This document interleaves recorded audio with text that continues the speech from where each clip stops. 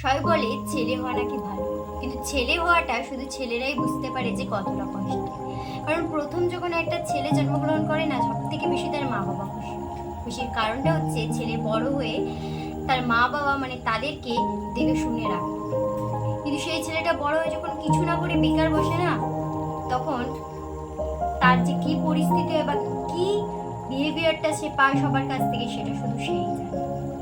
কিন্তু একটা মেয়ে যদি সেই অবস্থায় থাকে, তখন তার কাছে দুটো অপশন থাকে।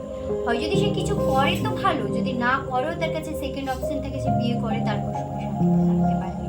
কোনো পরীক্ষায় যে এসএসসি পরীক্ষা হবে, সেখানেও কিন্তু প্রতিটা পরীক্ষায় মেয়েদের সিট বেশি, মেয়েদের ভ্যাকেন্সি বেশি, মেয়েরা পরীক্ষা দিলে চান্স পাবে না। সব কিছুতে আমাদের এই সরকারের কাছে না মেয়েদের সুযোগ সুবিধাটা আগে। মেয়েরা কন্যাশ্রী, রূপশ্রী, যুবশ্রী সব কিছু পাচ্ছে, ছেলেরা কিছু পায় না।